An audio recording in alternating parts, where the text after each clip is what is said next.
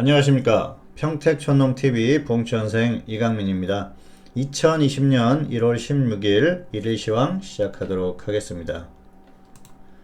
먼저 오늘의 주요 뉴스입니다. 첫 번째로는 미중 1단계 무역합의 서명을 했다는 소식이 들려왔습니다.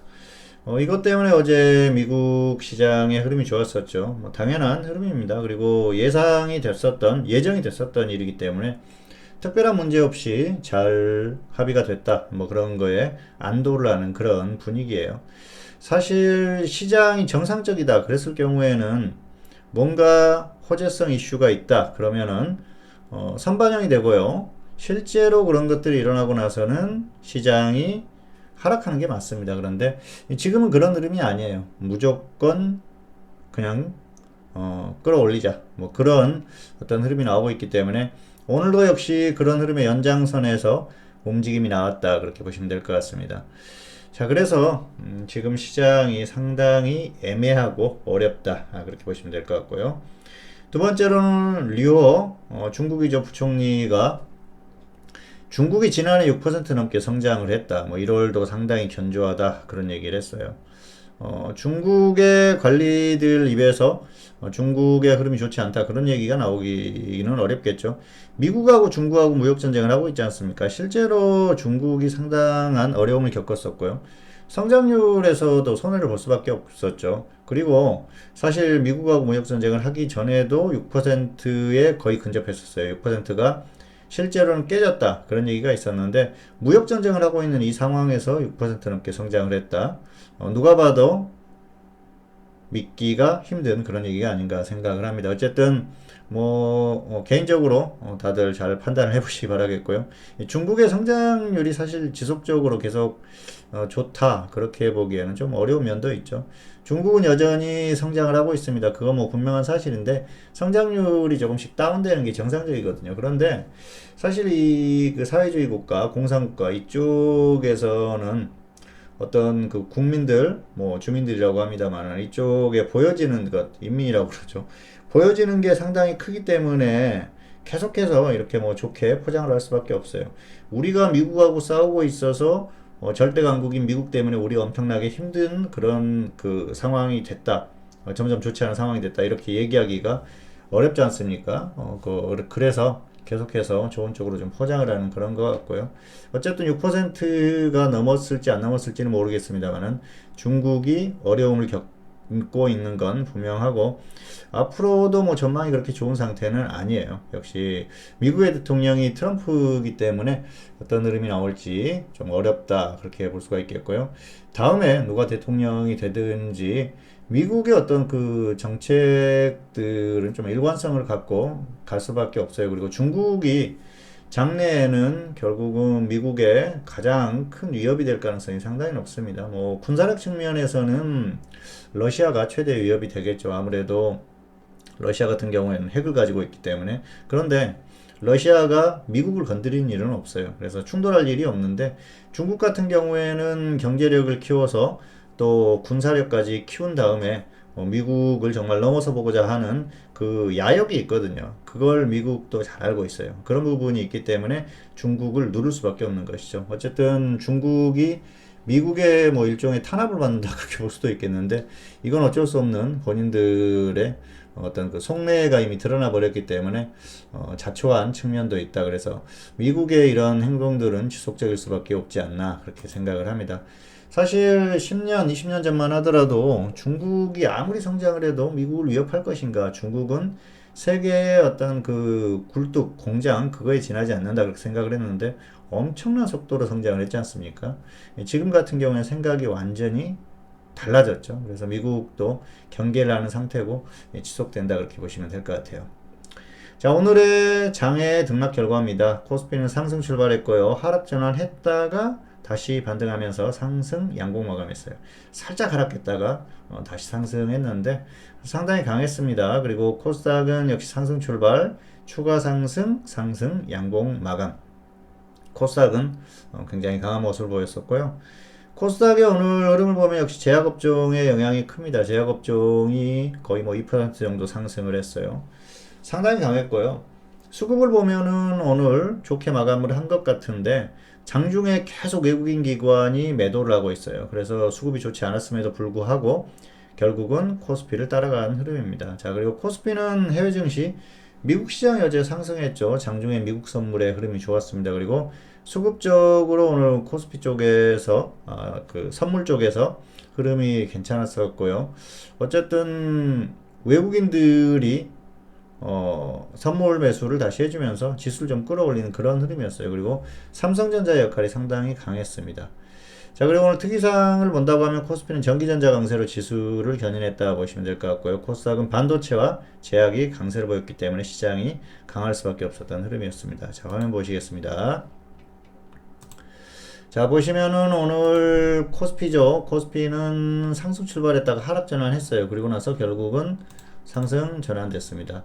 장 초반에 조금 이제 강한 출발, 미국 시장이 좋았기 때문에 뭐 당연하죠. 또 조정을 받았다가 결국은 계속 가는 흐름이었어요. 삼성전자 한번 보실까요? 삼성전자가 굉장히 강했죠. 삼성전자가 3% 가까이 상승했는데 지수가 꺾일까요? 당연히 가죠. 그래서 삼성전자 영향이 상당히 강했습니다. 자, 그리고 수급적으로 보면은 오늘 보면은 코스피 수급 좋지 않죠. 외국인 기관이 매도했는데 결국은 선물이에요. 선물 쪽에서 장 초반에는 좋지 않았었죠. 그런데 결국은 10시 이후부터 쭉 계속 매수를 했어요.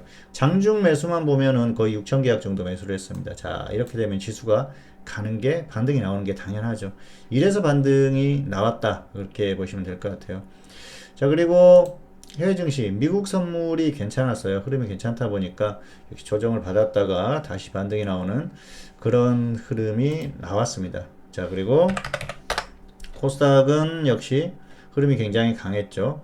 제약업종이 상당히 강했어요. 제약업종이 좋다 보니까 그대로 따라가는 그런 흐름이었었고요. 역시 코스피가 가니까 같습니다. 자, 코스닥 오늘 수급 좋죠. 그런데 장중에는 좋지 않았었어요. 한번 보실까요? 자, 외국인들 계속 매도하고 있다가 오후에 좀 매수를 해주는 흐름. 그러니까 초반에 초반 이후에 좋았었던 흐름과는 별개라는 것이죠. 자, 기관도 보실까요? 기관도 마찬가지예요. 초반에 뭐 그렇게 좋지 않았습니다. 11시 거의 반 정도 될 때까지 거의 뭐 크게 매수하는 그런 흐름이 아니었었거든요. 그런데 이후에 흐름이 조금 나왔었던 그런 상황이라고 보시면 될 것 같아요. 자, 그리고 오늘 역시 코스피는 외국인들이 선물 쪽에서 흐름을 만드는 흐름이에요.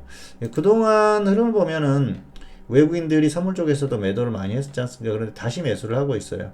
사실 이 매도하는 것도 청산 차원의 매도였었기 때문에 이게 지속적으로 신규 매도가 나오는지가 중요하다 말씀드렸는데 지금 그런 흐름이 나오지 않고 있어요. 그리고 그동안 이제 가장 강조했었던 게 결국 외국인들 선물 쪽의 수급, 자, 그리고 또 해외 증시 이렇게 말씀드렸지 않습니까? 그런데 외국인들 코스피에서 매수하고 있죠. 그리고 선물 쪽에서도 뭐 특별하게 쏟아내는 게 없어요. 그러다 보니까 지금 버티고 있거든요. 자, 이게 결국은 큰 흐름을 만들고 있다는 것이죠. 자, 여러 가지 상황으로 봤을 때는 어제도 언급을 했었지 않습니까? 코스피 같은 경우에 자, 어떻다고 말씀드렸습니까? 지금 이제 12월에 제가 그런 말씀을 드렸었어요. 자, 1월 중순 이후에 어떤 방향의 전환이 나올 가능성이 상당히 높다. 그때부터 이제 주의를 해야 된다 말씀드렸는데 상황은 그때 가서 봐야 된다 말씀드렸었죠. 그리고 최근에 말씀드렸었던 게 뭐죠?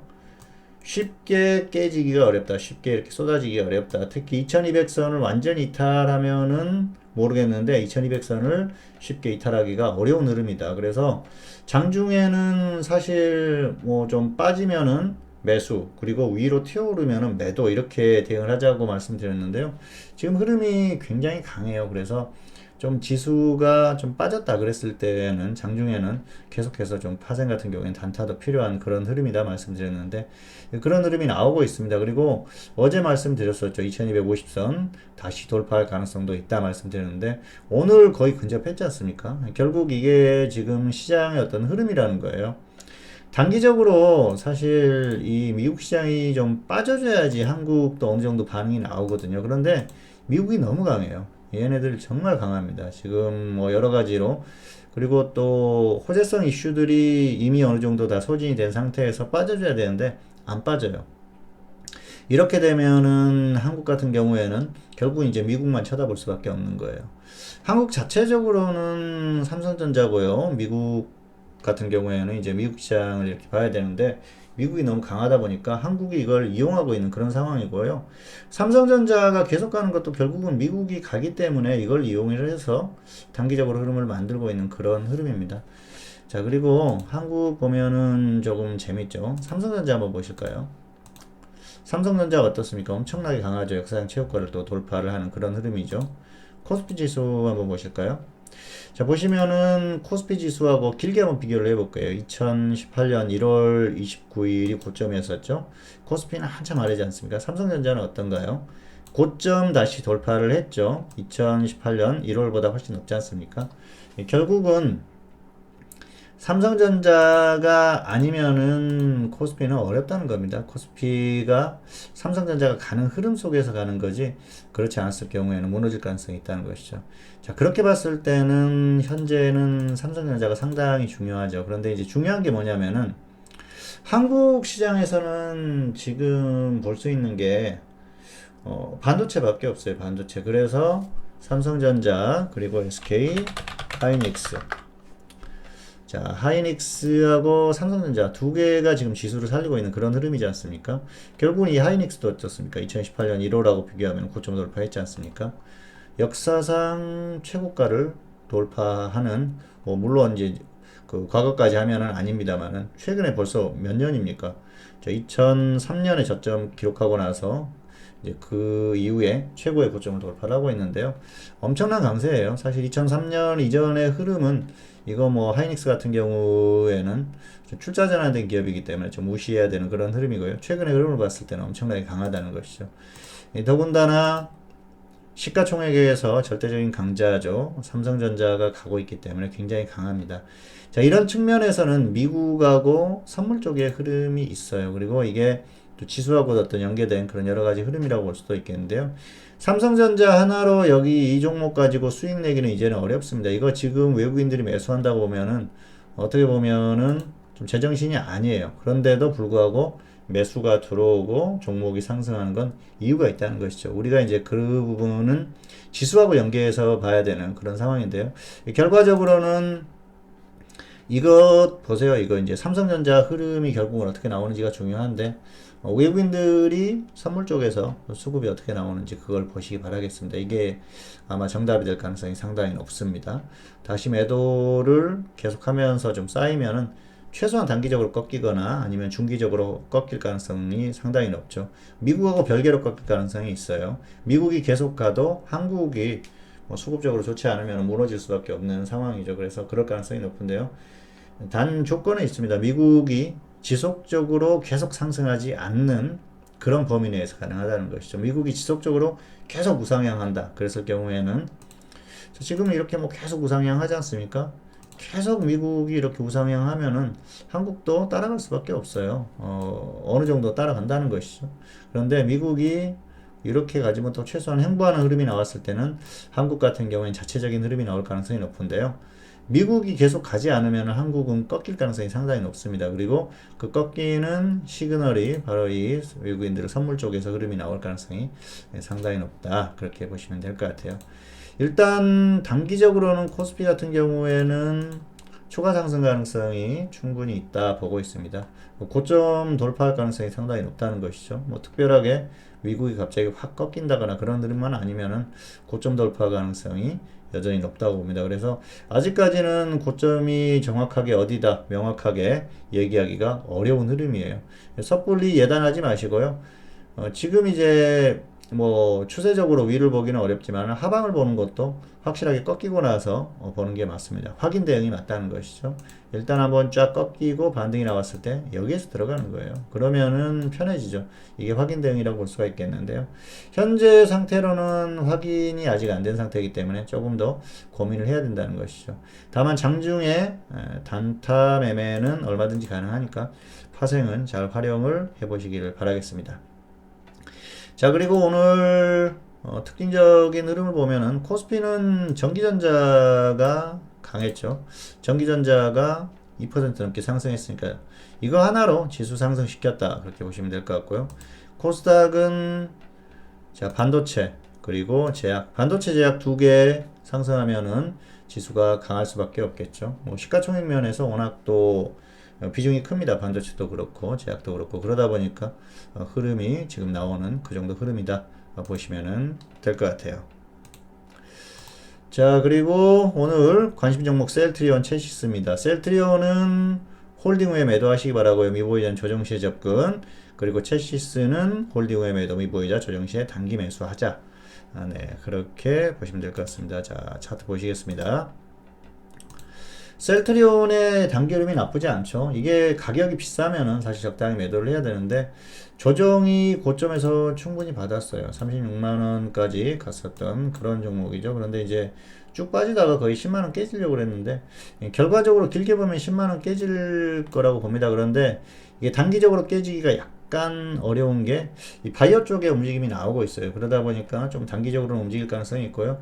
이 종목도 조금 더 갈 가능성이 상당히 높습니다. 그래서 가지고 계신 분은 홀딩 하시고요.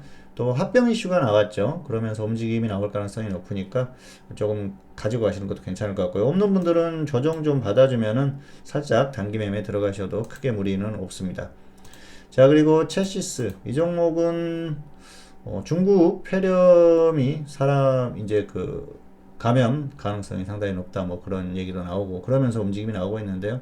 단기 흐름이 좋습니다. 물론 가격 메리트는 없어요. 가지고 계신 분은 조금 더 홀딩을 하셔도 될 것 같아요. 위에서 매도하다는 거죠. 아니면은 확 꺾이는 흐름이 나왔을 때는 정리 후에 다시 보는 게 나을 것 같고요. 없는 분들은 조정을 확실하게 받으면은 아래에서 한 번 정도 단기 매매 접근을 고민을 해보자. 뭐 이 정도로 전달을 하겠습니다.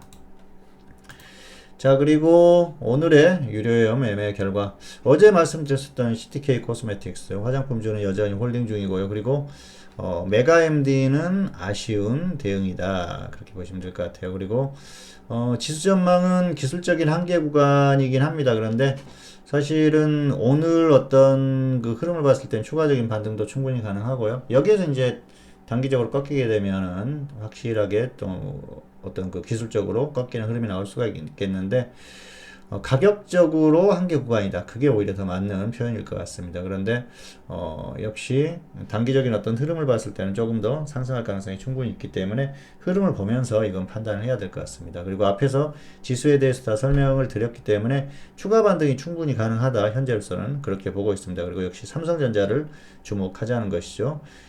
그리고 이제 대응 전략은 혐오로 모멘텀 있는 종목 위주로 대응하시기 바라겠고요. 파생은 장중 단타 후에 하방 공략 고민하자. 뭐 이렇게 말씀드리겠습니다. 자, 매매 내역 앞에서 말씀드렸었죠. CTK 코스메틱스. 자, 이 종목은 뭐 13,000원에 매수를 해서 홀딩하고 있다는 말씀을 드렸으니까 그대로 좀 참고하시기 바라겠고요.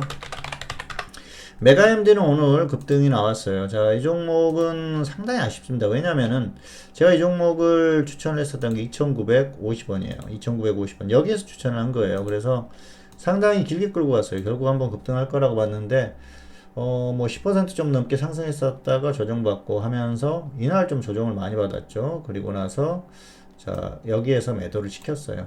너무 늘어져 가지고 정리하고 다시 한번 좀 상황 봐야겠다 싶었는데 결국은 갈 종목은 간다. 그걸 오늘 확인시켜주는 흐름이었었고요. 10% 좀 안 되게 수익 매도했는데 사실 좀 아쉽죠. 30% 정도 넘게 수익 볼 수 있었는데 좀 아쉬운 흐름이긴 합니다. 어쨌든 뭐 종목을 보는 데 있어서 종목을 고르는 거에 있어서는 크게 문제가 없다. 뭐 최근에 계속 그런 걸 느끼는데요. 이런 게 약간 좀 아쉬운 정도고요. 뭐 다른 종목에서 수익이 충분히 났으니까 크게 불만 없습니다만은 조금 아쉬움이 남지 않나 그렇게 생각을 합니다. 자, 그리고 지수는 역시 앞에서도 언급을 했습니다만은 추가 반등 가능성이 충분히 있죠. 고점은 뭐 거의 지금 2포인트밖에 차이가 안 나기 때문에 돌파를 할 가능성이 상당히 크다고 봅니다. 현재로서는 곧바로 꺾이는 것보다는 위로 조금 더 갔다가 꺾일 가능성이 높기 때문에 그런 거에 생각을 하시면서 잘 대응하시기 바라겠고요. 파생 같은 경우에는 역시 장중 단타가 지금은 가장 좋아요. 그 추세적으로 보는 건 지금 위를 보는 건 추세적으로 보기는 어렵죠. 그래서 아래를 봐야 되는데 확실하게 좀 꺾이는 흐름이 나왔을 때 예를 들어서 하방 진입을 했는데 확실하게 꺾인다 그러면 끌고 간다거나 아니면 확실하게 꺾이고 나서 반등이 나올 때 그때 좀 접근을 하시는 게 좋을 것 같고요. 아직까지는 확실하다 보기는 어렵다 그렇게 보고 있습니다. 어제 말씀드렸었죠. 지수가 지금 거의 30포인트 가까이 하락했지만 현재 시장 상황을 봤을 때는 완벽하게 꺾인다고 보기 어렵다. 추가 반등 가능성 충분히 있다고 말씀드렸었죠. 그 흐름이 그대로 나오고 있어요. 시장이 아직까지는 살아 있습니다. 섣불리 판단하지 마시기 바라겠고요. 어쨌든 적절하게 잘 대응을 하시기 바라겠습니다. 길게 보면은 계속 가기는 어렵다고 봅니다만은 아직까지 살아 있고요. 그리고 또 변수가 항상 출현을 하기 때문에 그런 부분에 좀 주의를 해야 됩니다. 역시 언젠가 또 뭔가 또 정부에서 어떤 정책이라든지 이런 것들이 나올 수도 있고 앞으로도 상황 변화가 계속 있을 수가 있어요. 어쨌든 그런 부분을 또 검토를 해야 되는데 아직까지 그런 부분까지는 없으니까 길게 보면은 중기적으로 봤을 때는 계속 가기는 어렵다고 봅니다만은 현재 상태에서는 단기적으로는 조금 더 간다 이 정도로 갈 가능성이 충분하다 이 정도로 정리를 하겠습니다. 네, 평택촌놈TV는 유튜브에 다양한 동영상이 있습니다. 참고해 보시기 바라겠고요. 내용 괜찮으시면 구독, 좋아요 부탁드리도록 하겠습니다. 2020년 1월 16일 일일시황 오늘은 여기서 마치도록 하겠고요. 저는 다음 시간에 다시 찾아뵙도록 하겠습니다. 감사합니다.